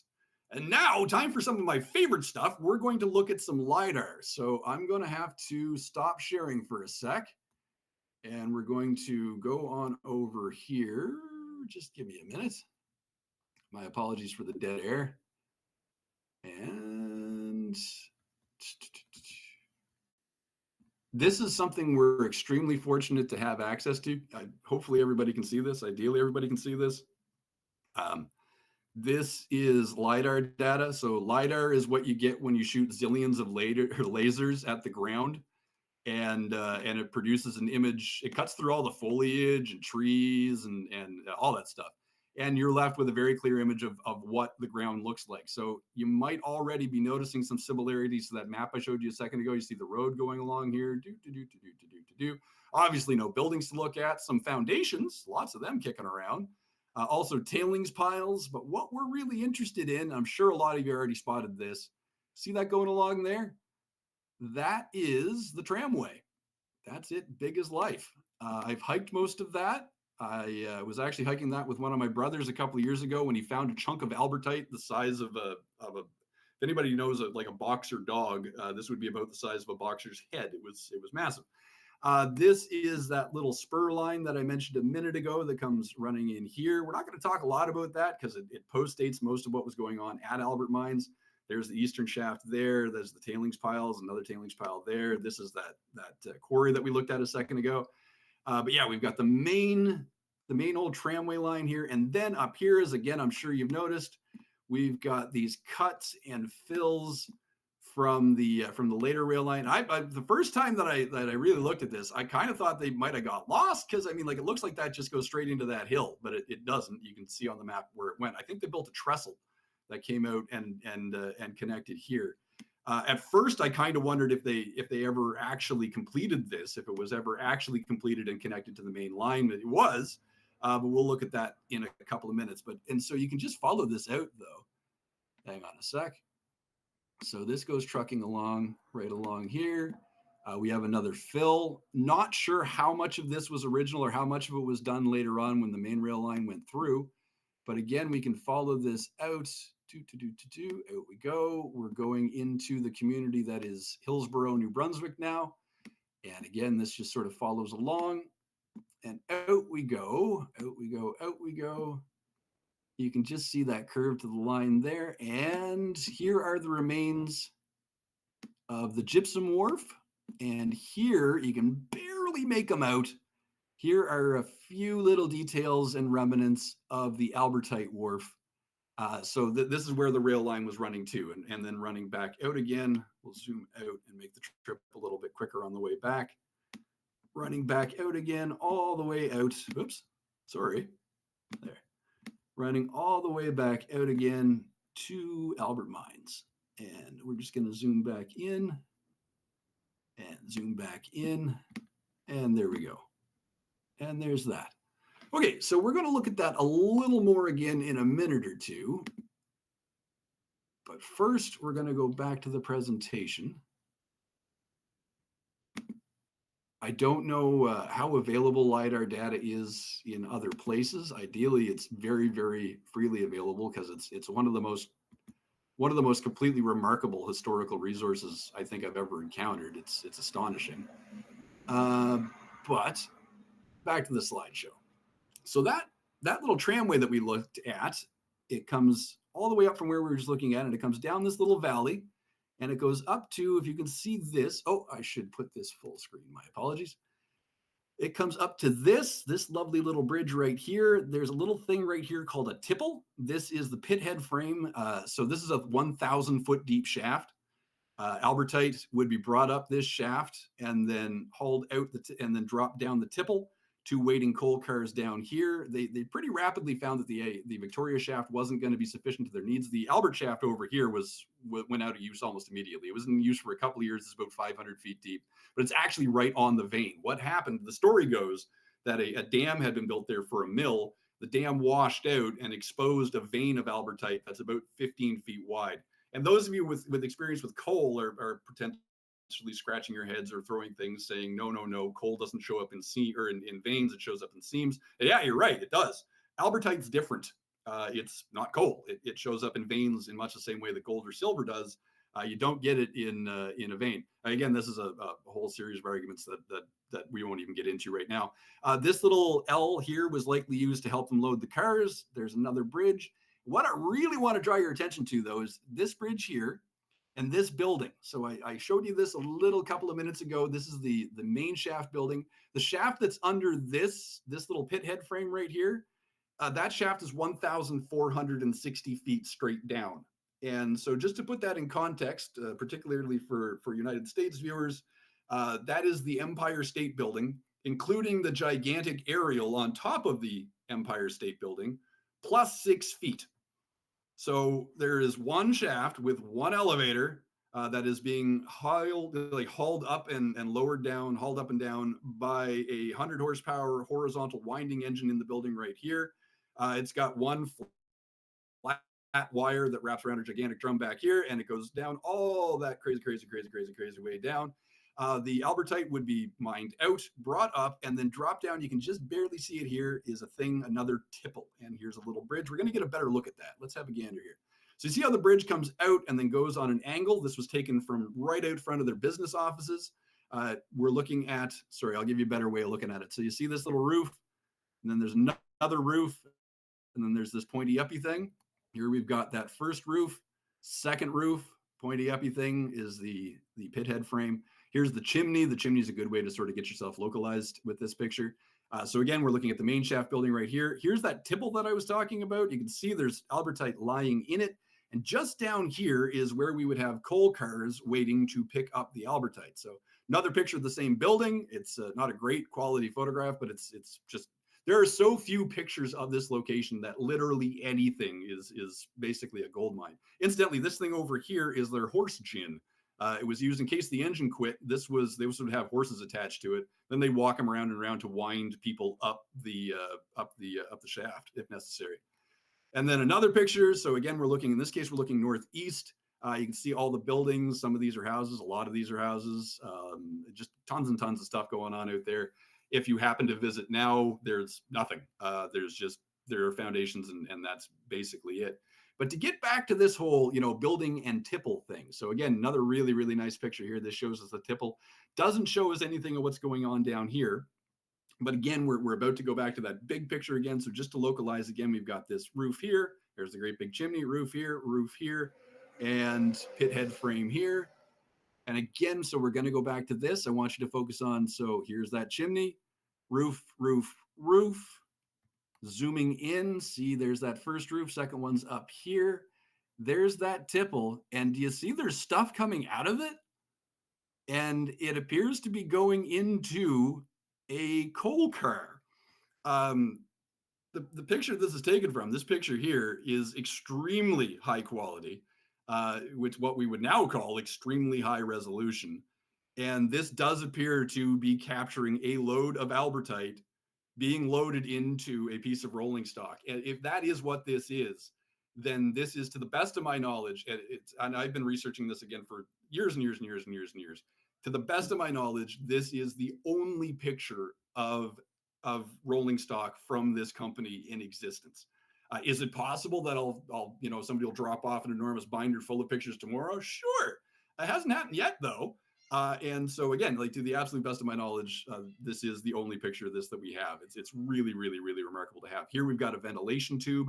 The mine was extremely well ventilated. It had to be. It was literally filled with petroleum. There were naphtha seeps coming down from the roof. The entire mine caught fire several times. Those of you that are thinking about it a whole lot might have realized that electric lights weren't around yet. So how did they light the mine? Well, they had little fires in little helmet hats little hats that they were wearing. They had little lights burning on their heads. They had to use special safety lamps below 500 feet. I don't actually know how they worked. I've yet to find one. But yeah, the stuff that was going on at this mine is mind blowing. Just for another example, and if I can ramble a bit just for 1 second, because I know we've likely got a few people in here that are fans of steam. In this housing right here is an absolutely gargantuanly massive steam engine. One humongous 60-inch cylinder with a 10-foot stroke, ballpark of 400 horsepower, was believed to be the most powerful steam engine in the Dominion of Canada at the time, and seems to have held on to that title for a number of years. That was the pump. There was one absolutely gargantuan pump. I off the top of my head, I've forgotten what its actual output is, but I did do the math on it one time. This pump was capable of filling an average-sized bungalow with water in about 10 minutes. The water table there is very high. There's a lot of water in the ground. Trying to run the mine without pumps would have been impossible. It floods. And this is just absolutely gigantic and gargantuan. And I just figured you folks would appreciate it because I figured you might. Anyway, neat stuff in this picture. And I always get excited with this because, again, you can see this coming out of here. I kind of suspect, see that chuff that's coming up there right now? I think that might have been a whistle that was a signal to drop the albertite and let the person who took this picture know that it was time to hit the little plunger that would trip the camera. And yeah, just tons of cool stuff going on in there. Okay, railway number 2. We have vastly less information on railway number 2. Sorry. So again, back to this map. Here's the old tramway. Here's the second rail line that ran in. We saw that a couple of minutes ago on LiDAR. You can see where the cuts and the fills were for it. We don't have a lot of information about this, but we do have this. This is a particularly interesting little story from the Moncton Daily Times, from August 27th, 1877. I'll just read this to you. You may find various parts of your person puckering while I read this, and if you do, then fair enough. Accident on the Albert Railway. A collision on a small scale occurred on the Albert Branch Railway on Saturday. There is a steep downgrade from the Albert Mines to the main line and a continuous downgrade the greater part of the way from the junction to Hillsborough. Coal trains are brought down to the mines branch without an engine and their speed regulated entirely by brakes. So just to put that in context, the mine site is uphill from the river. And they used to just run the loaded coal cars from the mine head down to the river, just straight up using gravity. It's basically a hump yard. It's just, 8 kilometers long or 5 miles long and kind of way crazier. Fun way to think about it. Albert Mines had its own roller coaster. They may not have thought about it as such, but it would have been kind of cool to ride. Anyway, before the brakemen had all the cars under control, 5 of them broke away from the others and ran with great speed down the branch and main line some 3 or 4 miles until they were stopped by colliding with a ballast train, which was at work near the Hillsborough station. At this time, the cars were running at a speed of 50 miles an hour, but the ballast train, observing their approach, moved forward and so rendered the concussion less violent. One of the coal cars was broken up and one of the flats on the ballast train somewhat damaged, but the whole loss does not exceed $100. So, you can see why OSHA and other organizations have prevented this kind of way of moving trains around long distances for a variety of very good reasons. Luckily, nobody was injured. Kind of hilariously, it hit a ballast train. The rail line that we're talking about here was kind of famously poorly ballasted. It was built on the cheap, not the Albert Mines part of it. The miners from Albert Mines seem to have done everything exceptionally robustly. Other folks less so. Anyway, it's just funny to me that it was a ballast train that was working on the line at the time. Also great that they were able to speed up and kind of lessen the impact to a certain degree. Anyway, it's an interesting story. I get a bit of a kick out of it. If anybody out there wants to model Albert Mines, it would be relatively easy to do. If you wanted to animate this or put this into your model as a bit of an animation or I get a huge kick out of seeing that. Anyway, now on to the culvert. If any of you have problems with incredibly boring minutia, this would be a great time to go get a drink or make a cup of tea, go for a walk, take the dog out for a pee. See these rocks? I love these rocks. I'm kind of fascinated by them. Here's a close-up of them. I have way more pictures of these than you can even necessarily makes any sense. Here's some water going underneath of them. Well, that's fun. Here's the other side of them. So, here it doesn't look like it's particularly big. Here you can see there's a little more to it. I'm 6'5", and this whole thing here is either the same height as me or potentially slightly taller. It's a very robust structure. You can see as we look closer to it, you've got lots and lots of big rocks. It is very, very solidly built, although it's now sadly falling down. This is, I think, part of the original railway. So this goes directly underneath the main rail bed. And it's easy to suppose that it may be, something that was built later on by the railway company that was going through. I strongly suspect that this is actually a part of the original rail line. I can't date it specifically to 1852, but I do believe that this is part of what the Albert Mining Company built themselves for their tramway. And I'll start to show you why. So for one thing, you see that rock? That one right there? That is a piece of tailings from the mine. That's likely from the Victoria shaft. As we saw a minute ago, they ballasted the line with tailings. There's a lot of them in there. But kind of more to the point, we know that the miners out at Albert Mines were very comfortable using heavy stones. So these rocks, this here is the spring box for the mine manager's house. The mine manager had running water in their home as of like the 1860s, if not before. This is about 4 foot by 5 foot in terms of the size of the thing. These are actually really large rocks. They had their own quarry. They also had 2 sawmills because, of course, they did. And there's also a lot of local stone that's quarried. You know, I don't know how deep this goes. I do know that there is a pipe running out of this 6 feet down that runs, well, several hundred meters into the basement of the mine manager's house. We have a report that the water was even still running decades after the house itself was abandoned. But, you know, evidence here that the miners were clearly very comfortable working with heavy stone.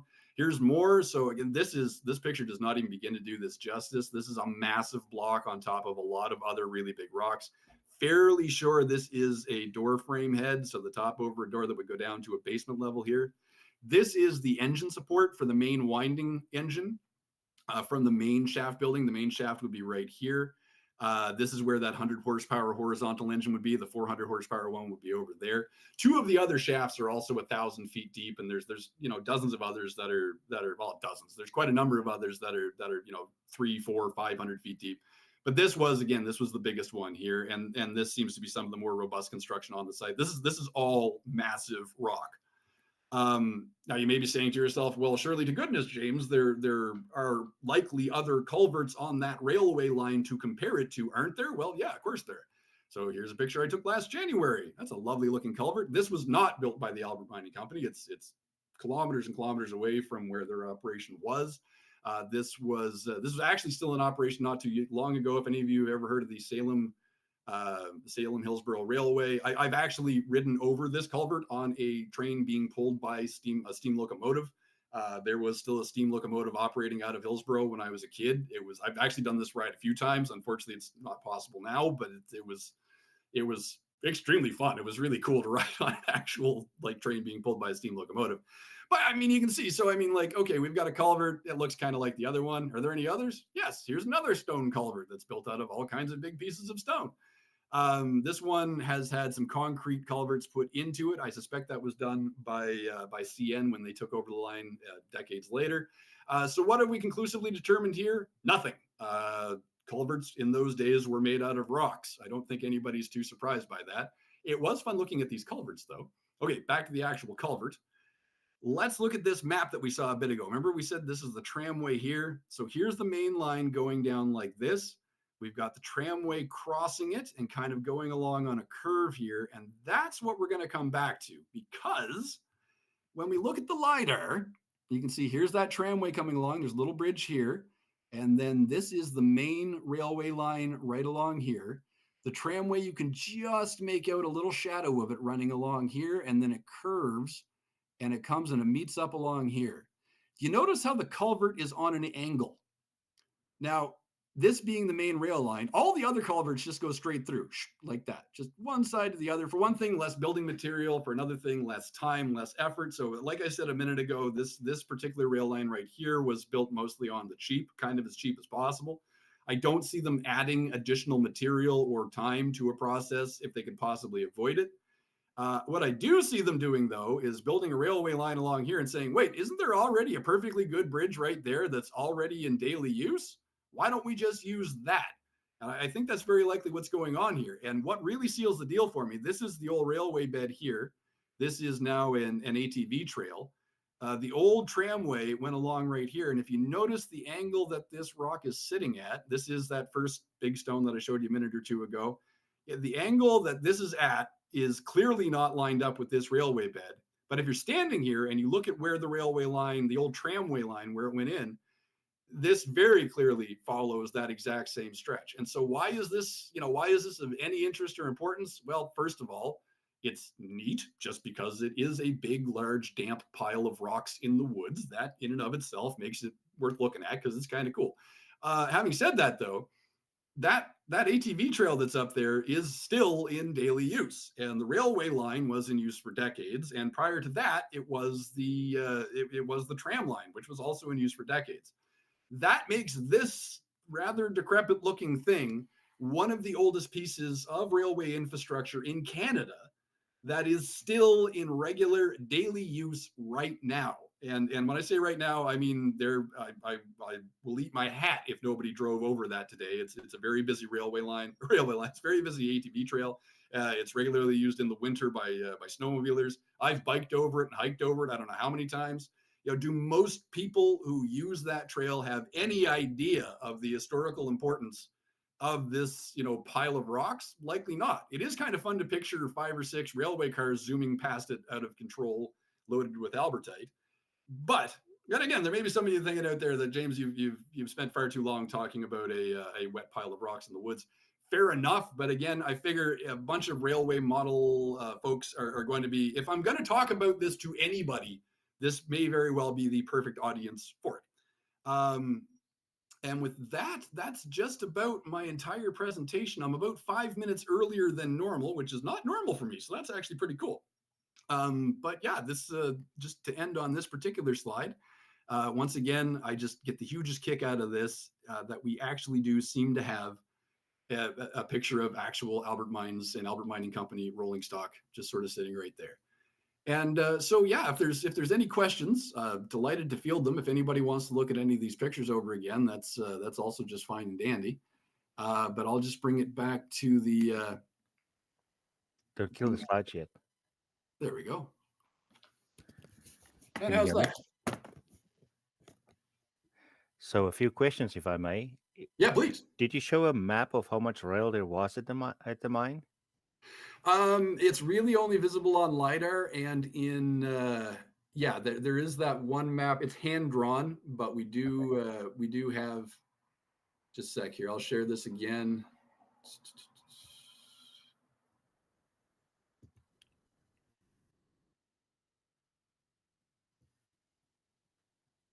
Give me a sec here.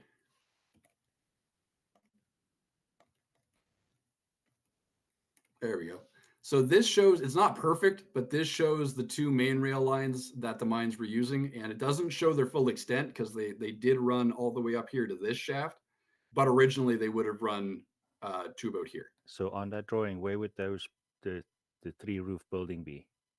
The 3-roof building is right here. You see where it says shaft? That's the main shaft building right there. And so the rail didn't go. We don't know if the rail went way past it. It didn't go past it this way because there's nowhere for it to go. That little gully ends, and then there's nothing much really further up there. So we assume they had to run around somewhere else and then push the cars in. Yeah, they ran them in and then just ran them back out under gravity. Okay. Yeah. It also, like I say, this rail line predates this one here. Predates the main rail line that we have down here. They originally ran it out to this location here. This is the Albert shaft, and then across from it we've got the Victoria shaft. The very first loads of albertite went out by sleigh. It was winter, and they didn't go to Hillsborough. They actually went to a slightly closer community called Edgett's Landing. The thing with Edgett's Landing is it's over a really big hill. Trying to run, well, I mean, even the sleighs I'm sure had some challenges because it'd be pretty heavy. Okay, so do you know how they discovered this? Did someone trip over it, or? There's a few different stories about. So I mean, we don't know the first human being to actually notice this stuff. Let me just show you this because I've got a bunch of it right here. Just a sec. I'll stop sharing for a sec and bring it back to the screen here. Can you see me right now, or is that? Yes. Yes. Yeah. Okay. So this stuff is albertite. It looks a lot like coal, and again, there was part of the trial was actually set up to determine whether or not it is coal, but it's not. And how hard is it? How hard is it? Yeah, relatively. If you hit it with a hammer, it'll start to flake into little bits. And I have heated it up and set it on fire before because, I mean, obviously, it has a really, really high smoke point. You really have to put some effort into getting it burning. Apparently, when it first came out of the mine, it was kind of more damp, kind of saturated with petroleum, and would burn easier. So there was a fellow by the name of, Gesner. And I think it was a fellow by the name, might have been Isaac Milton. This used to float down Fredericks Brook. That's the brook that this was found in. So there'd be little, I've seen it. I mean, like you can find it still along the brook. There's little bits of it that come floating along.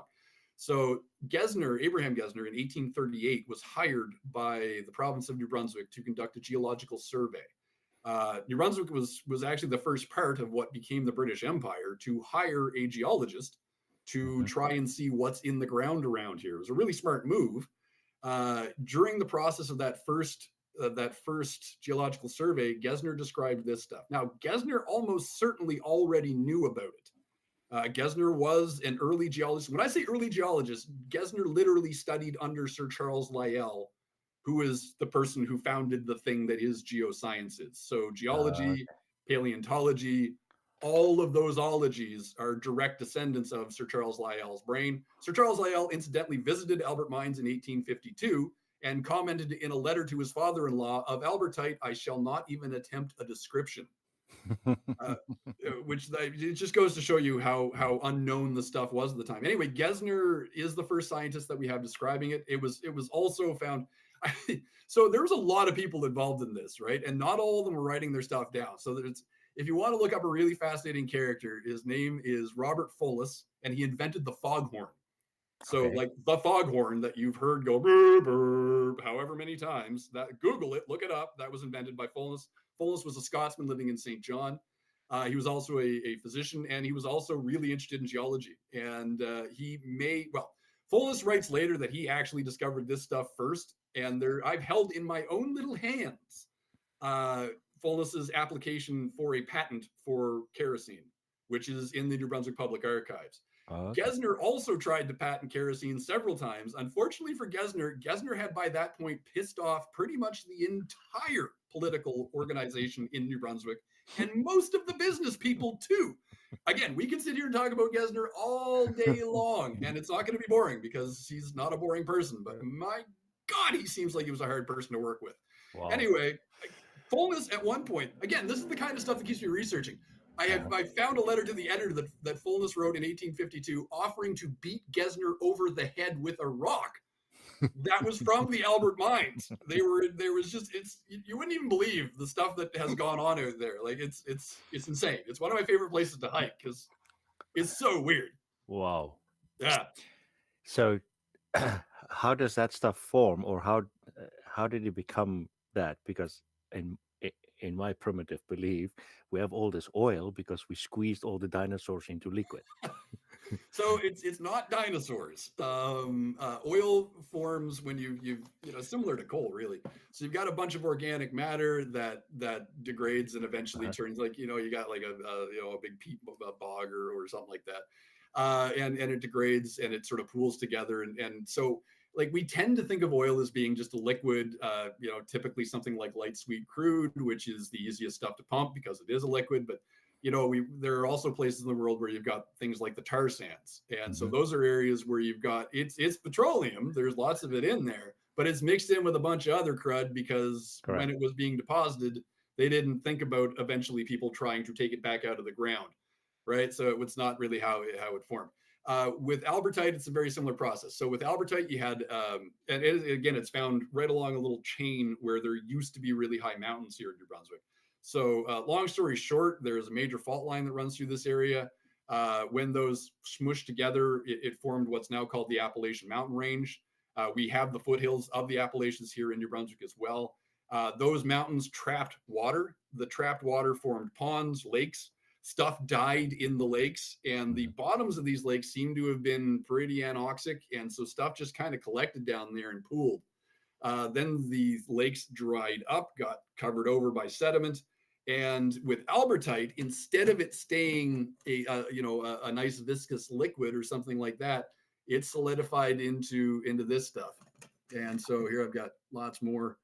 I get a huge kick out of this because this is a plastic cup, which is kind of holding its granddaddy, because I mean it's what plastic's made out of. So this is all just I picked up more Albertite than you can even shake a stick at this point. But I like to hand it out.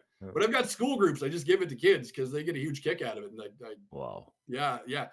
One of the coolest experiences I've been able to have out at Albert Mines was a few years ago. The Petroleum History Institute and the Petroleum History Society. So one of them is the Canadian history.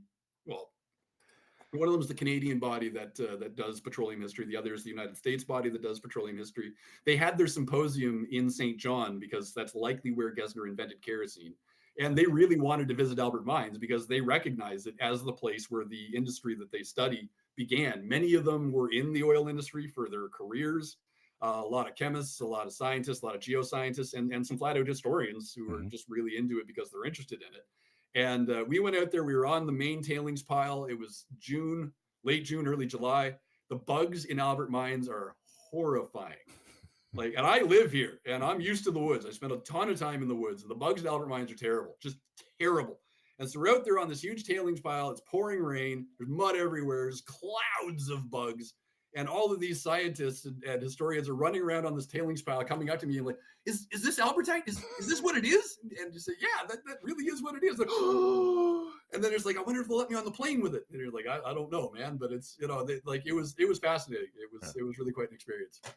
Wait, are you admitting that it wasn't dinosaurs, but it was bugs? There might have been some bugs in there. It's also a massive fossil site. So if you, I was actually part of a paleontological dig there last summer, where you dig up all these little fish fossils and you find their scales and you find their poop. I have handled a fairly substantial amount of dead fish coprolite. Wow. It's kind of like fishing, except they're already dead and you don't have to gut them. It's way easier that way. But yeah, the site is one of the most interesting places. I've been some neat places. To me, it's probably one of the coolest places we have here in the province of New Brunswick. Wow. It is literally where, you know, we as you know, the human species has done a lot of stuff with oil to make a gross oversimplification. I mean, you know, I've said a few times about Albert Mines, we've got everything from ambulances to attack helicopters out of the place. Your shirt is almost certainly made out of oil. Your earphones are made out of oil. My glasses are made out of oil. My shirt's made out of oil. The laptop I'm talking to you on right now is made out of oil. You know, we are at the other end of this story. Yes. It's neat to go to Albert Mines and sort of be at the beginning of that bookend, because it's, you know, it is literally a place where the human relationship with fire changed. Yes. And has changed life on Earth for everybody forever. And another thing that I find really cool about it, if I can just jabber on for one, sorry, is this getting boring? No.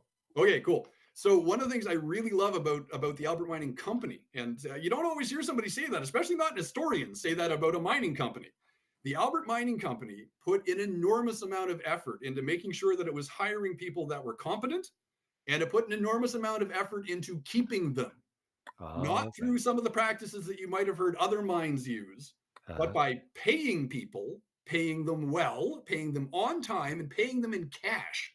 So this was not the kind of place where you got like company script to go buy stuff at the company store. You load 16 tons and what do you get? Another day older and deeper in debt. Not at Albert Mines, you didn't. Rent was cheap. You were allowed to grow your own food. And they took education very seriously. If you were a miner at Albert Mines and you had 5 kids or 10, you paid 10 cents a month into a school fund. If you didn't have any kids, you also paid 10 cents a month into the school fund. The company met and then overmatched that amount. So if you were a teacher in Albert Mines and they had a school, they actually, well, we'll get to that. So they had a school. If you were a teacher in Albert Mines, you got your provincial salary topped up by the company. And they expected results. They wanted you to be a good teacher. They wanted you to teach your students well. If you were a miner's child in Albert Mines, you got a primary, middle school, and secondary school education at a time when a high school diploma is basically equivalent to a university or master's degree today. Wow. So entire families, I've studied some of the families because it's hard not to. You know, a really, really cool case is the Robertsons. John Robertson was hired by the mining company to start the mine. He was one of their managers. He was a Scottish miner. He started mining in Scotland at the age of 9. One of his children started mining at Albert Mines at the age of 17. One of his children was a guy by the name of James Robertson. James Robertson worked at the mines for basically his entire career, became the underground manager, and eventually, once the mines closed in 1880, he was kept on as the caretaker. He lived there until he died in 1923. Oh, wow. James Robertson's kids became engineers. Yes. So you had a family where the granddad started mining in Scotland at the age of 9, and their grandkids were living in townhouses in Boston, driving motor cars. Wow. And that's because the company, and it's a strange thing to say about a mining company, but the company did that. They took this stuff seriously. I have a newspaper clipping from their Christmas concert in 1878. Santa Claus showed up, because of course he did. it was a thriving community. People seem to have worked along together very, very well. We have a number of contemporary accounts of people talking about how well managed it was, how people didn't complain because they didn't have stuff to complain about. There was doctor visits every week.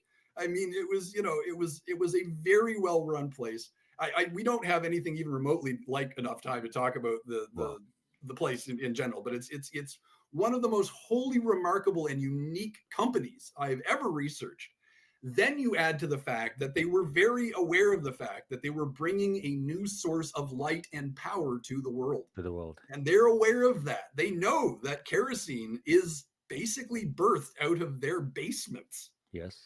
It's just fascinating. And I really appreciate having the opportunity to tell you about it. I mean, talking about the rail lines that are associated with the place is fascinating in and of itself, or at least it is to me.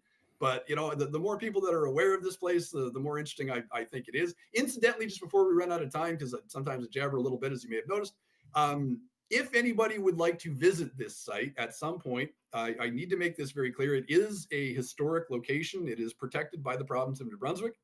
Having said that, it is also one of the unique places that is an historic site that is still on private land. Fortunately, the owners are really cool. They're local guys. They don't want to mess with the site. They recognize the historic importance of it. And they're okay with me taking people out there. One of the reasons they're okay with that is because I have access to the geological maps that show where the holes are. I've asked the province specifically about this, and there is no evidence that any of the shafts were ever closed. At all. And we're talking about two 1,000 foot deep shafts, one 1,460 foot deep shafts, and then just a number of smaller shafts. But 100 foot is plenty. 100 foot's plenty to get stuck. You don't want it. 250, 300 foot, that's lots. There's also little adits all over the place. There's drill holes all over the place. There are ventilation tubes all over the place. There are holes in the ground out there that don't freeze over in January. And it gets down to minus 30 and then some up here. But I've been to spots where, you go out on a cold day in February and you can see vapor coming up out of this hole because it's coming out. It's geothermal heat is what it is. Okay, so I have a whole list of questions here, but I think we're going to do a follow-up and get the questions answered. I just want to ask one question. Yes, please.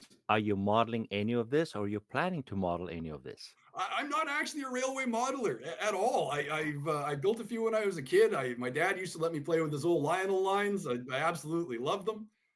It's not a thing I've gotten into myself. I love what you guys do with this stuff. I've seen some amazing models of this. Part of why I'm doing this too is I would love to see people actually model the location. The LiDAR data can be 3D printed. I haven't done this myself, but it's doable. It's all just sitting right there if somebody actually wanted to do it. But don't you see a little opportunity where you can model what you love to hike on? And you know what? Maybe one of these days I will. But if somebody else wants to take a crack at it first, and also I do know that a lot of the people I'm talking with here likely have just a bit more experience with that than I personally have at the moment. I would love to see somebody model it and model it really well. I'd also kind of like to see a little button where you can just press it and watch that little runaway train go. Yes. Rummaging. I always wonder, it would have been somebody's job to do that, right? And then that person goes home at the end of the day and they're like, "Hey, honey, did you hear about the? Yeah, that was a."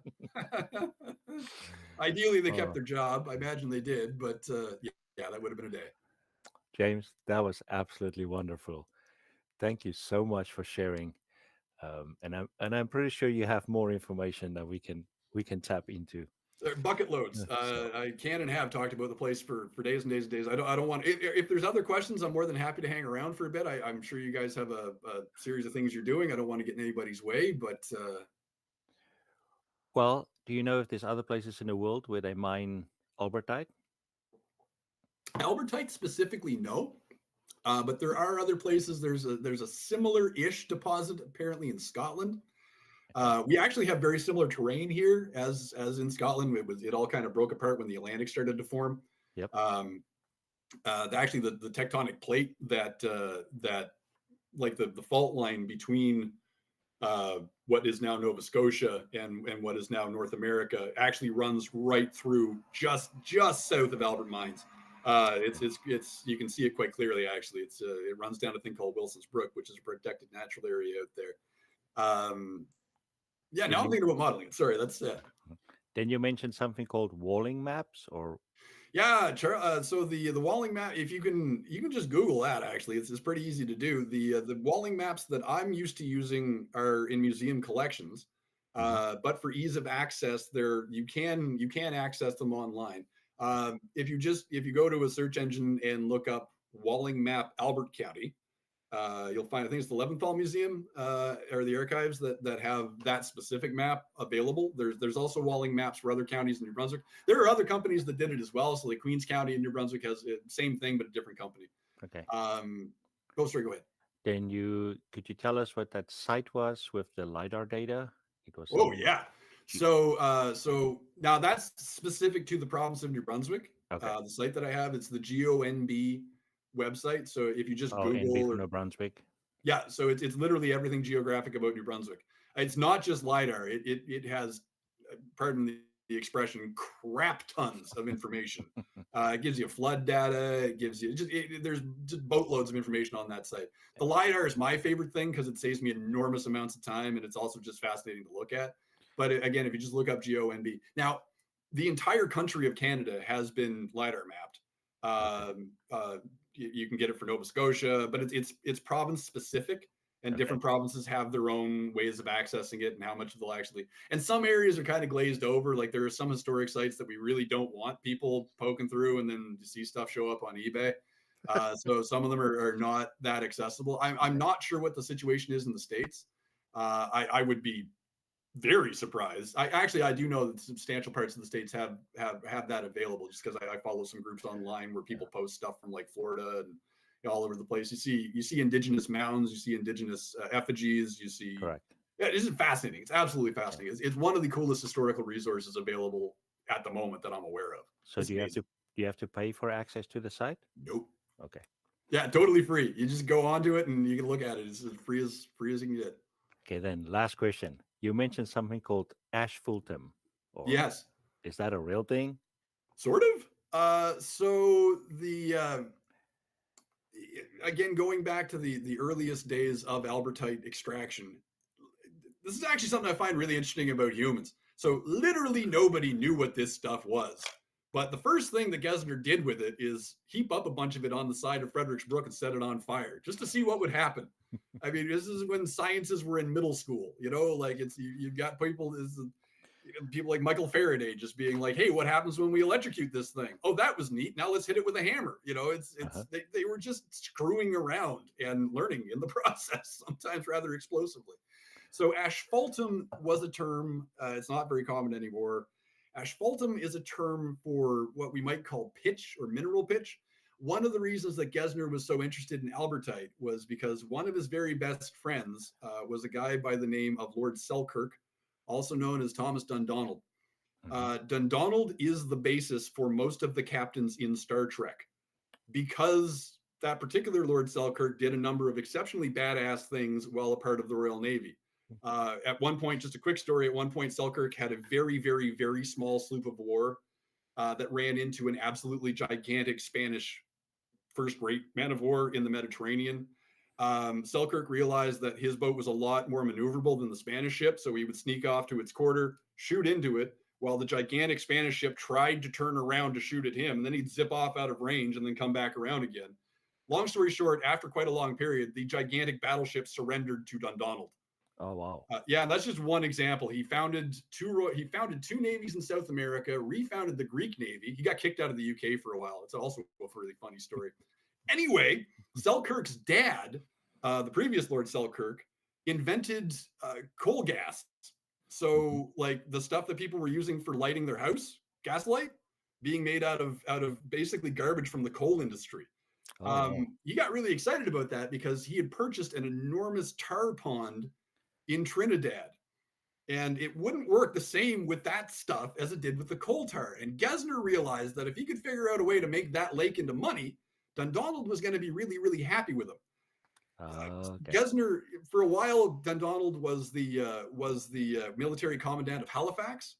At that time, Gesner was also living in Halifax. And in Gesner's diary, Gesner writes about demonstrating kerosene to Dundonald for the first time in 1848. Halifax then becomes quite likely the first city on Earth to be lit with petroleum. Oh, wow. Yeah, and that's a whole other story too. There's bags and bags and bags and bags and bags of this, but it's and that kicks off the whole trial over who owns the rights to mine the Albertite. Yes. Gesner didn't have a mining lease; the other company did. Gesner said, "To hell with you guys! It's not covered under the Mineral Act because nobody knows what it is." The other company said, "That's stupid. We have a mining lease to mine." Gesner then literally goes and digs his own mine on their mining lease. This is where that armed standoff came from. Meanwhile, Folis, who I mentioned a bit ago, who invented the foghorn and offered to beat Gesner over the head, went and built his own mine just like inches away from the mining lease. So like the Albert Mining Company's mining lease was here, and Folis's mine shaft was like here. And that ends up in litigation because they're like, you're mining our stuff, man. And he's like, no, it's a totally different vein. And they were like, no, it isn't. And it just, I mean, it was wild. It was absolutely wild.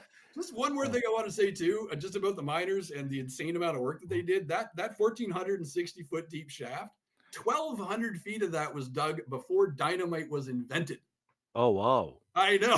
Whoa. I know. So they're using gunpowder and steam drills and frickin' brawn. Wow. I know. And then there's the other 2,000 foot deep shafts. And then there's all the other ones. It's an amazing history. That's amazing. Well, thank you very, very much. I'm pretty sure we will talk again.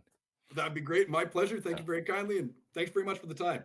Don't leave yet. We have to wait for Brad to tell us we're offline. Oh, okay. Great.